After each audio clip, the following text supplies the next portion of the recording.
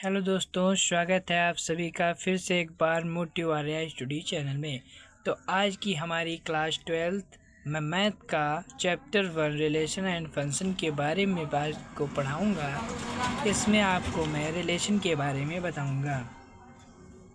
तो शुरू करते हैं। रिलेशन के पहले आपको ऑर्डर पेयर यानी क्रमित युग्म के बारे में पता होना चाहिए। क्रमित युग्म होते हैं यदि दो अवयवों वाले समुच्चय ए व बी को में ए का प्रथम स्थान तथा बी का द्वितीय स्थान निर्धारित किया जाए तो इस प्रकार निर्मित समुच्चय क्रमित युग्म कहलाता है।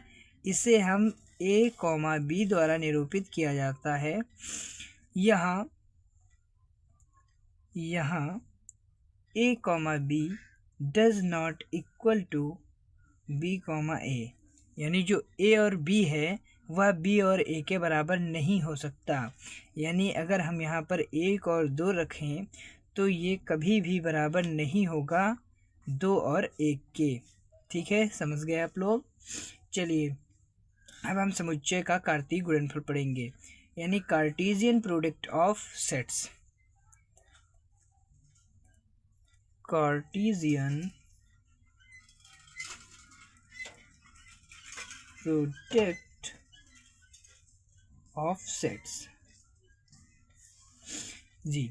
तो यदि ए और बी कोई दो अरिक्त समुच्चय हों, अर्थात A does not equal to 5 या फिर B does not equal to 5 तथा ए बिलोंग्स टू ए और बी बिलोंग्स टू बी, तो सभी संभव क्रमित युग्मों ए कॉमा बी से बने समुच्चय को ए और बी का कार्तीय गुणनफल कहते हैं। इसे हम ए क्रॉस बी से निरूपित करते हैं और इसे ए क्रॉस बी पढ़ते हैं। इसे हम ए क्रॉस बी पढ़ते हैं। ठीक है, चलिए अब संख्याओं के साथ में इसे देख लेते हैं। यदि माना हमने कि ए बराबर दिया हुआ है 1, 2 and 3 और बी बराबर दिया गया है 4 और 5, तब हमारा ए क्रॉस बी होगा 1,4, यानी इसका पहला अवयव इसका पहला अवयव। ओके, फिर दूसरा हमारा होगा 1,5, यानी इससे इसका। ठीक है, और फिर 2 से करेंगे 2,4, फिर 2,5, 3,4, 3,5 हो गया जी। बस इतने ही होंगे। और मैं आपको बता दूं, अगर आप ऐसे ना समझ सकें तो आप इस प्रकार से आप इसे ग्राफ पर दर्शा भी सकते हैं। जैसे ये ए हो गया, ये बी हो गया। ए में अवयव 3 दिए गए हैं 1, 2, 3, बी में अवयव दिए गए हैं 4 and 5। तो देखिए पहले इससे इसका, इससे इसका, फिर इससे इसका और इससे इसका, फिर इससे इसका और इससे इसका, इसी तरीके से यहाँ पर लिखे गए हैं। और एक बात मैं बता दूँ, इनका और इनका गुणा आप निकालेंगे तो आपको ये हाँ, यानी आप जैसे इसमें 1, 2, 3 3 अवयव हैं और इसमें 2 अवयव हैं, तो 3 क्रॉस 2 कितना होगा, 6 होगा। तो आप इससे इसे मिला भी सकते हैं। जैसे देखिए 1, 2, 3, 4, 5, 6, यानी ये सही है आपका। ठीक है, इसी प्रकार से आगे और समझेंगे। चलिए अब हम समझते हैं संबंध यानी रिलेशन के बारे में।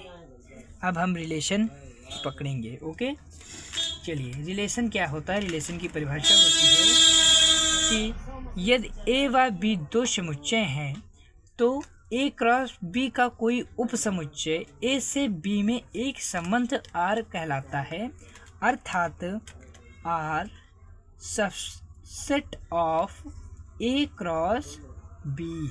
यानी यदि समुच्चय ए का कोई अवयव ए समुच्चय बी की किसी अवयव बी से संबंध है, आर से संबंधित हो, तब ए कॉमा बी बिलोंग्स टू। जी, आप लोग ये आशा है आप लोग ये समझ गए होंगे संबंध किसे कहते हैं।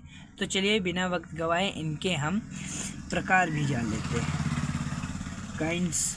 ओके, तो ये कुल 6 प्रकार से होते हैं हमारे 12th के हिसाब से। ठीक है, तो इसमें पहला हमारा होता है रिक्त समुच्चय। रिक्त समुच्चय यानी एम्प्टी रिलेशन,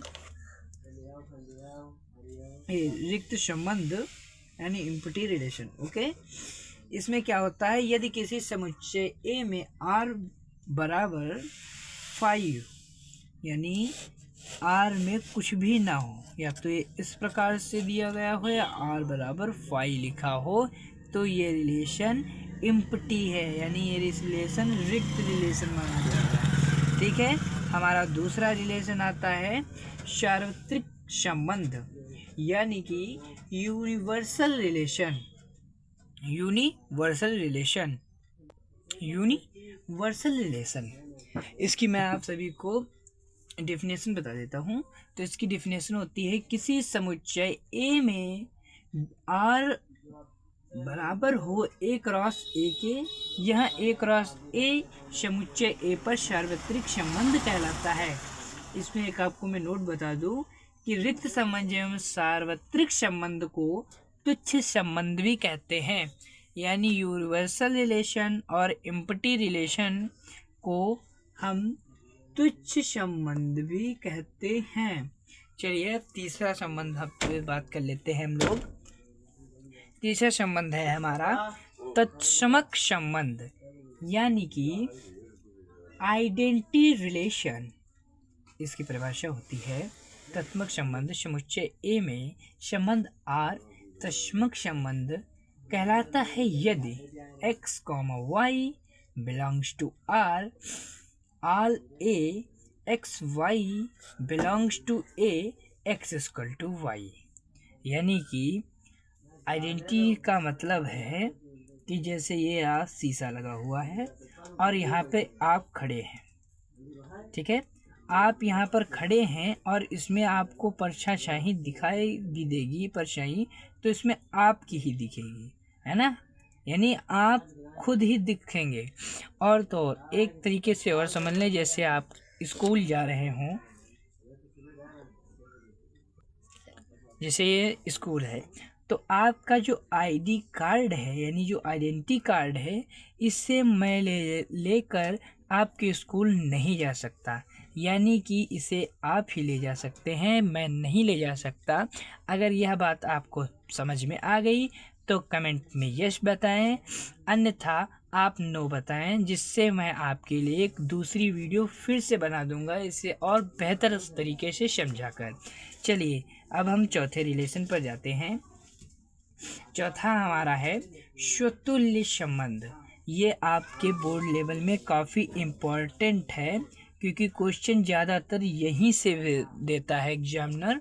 तो स्वतुल्य संबंध, इसकी मैं परिभाषा आपको बता देता हूँ। स्वतुल्य संबंध समुच्चय A में संबंध R स्वतुल्य संबंध यानी रिफ्लेक्टिव रिलेशन कहलाता है यदि x,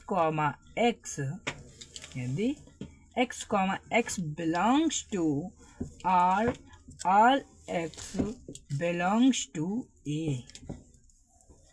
यानी जो अगर हम इसे गिनती में देखें तो 1,1 है, जैसे ये 1, 2, 3 दिया हुआ है, तो ये स्वतुल्य तब होगा जैसे 1,1 दिया हो, 2,2 दिया हो, 3,3 दिया हो, तो ये स्वतुल्य संबंध होगा। ठीक है, आपका पांचवा जो रिलेशन है वह कुछ इस प्रकार से है, उसका नाम है सममित संबंध। यह भी आपके बोर्ड एग्जाम से काफ़ी इम्पोर्टेंट है। सममित संबंध यानी कि सममित संबंध, जिसे हम इंग्लिश में सिमेट्रिक रिलेशन कहते हैं। सिमेट्रिक रिलेशन, जी हाँ दोस्तों, इसकी परिभाषा होती है कि समुच्चय A में संबंध R संक्रामक संबंध यानी सममित संबंध समुच्चय A में समस्त R सममित संबंध सिमेट्रिक संबंध कहलाते हैं यदि x, y belongs to R के लिए y, x belongs to R जहाँ x, y belongs to A हों। ओके, समझ गए आप लोग? ठीक है, अगला आपका है, और अगला क्या मैं कहूँ आखिरी जो कि इसमें इम्पोर्टेंट है, संक्रामक संबंध।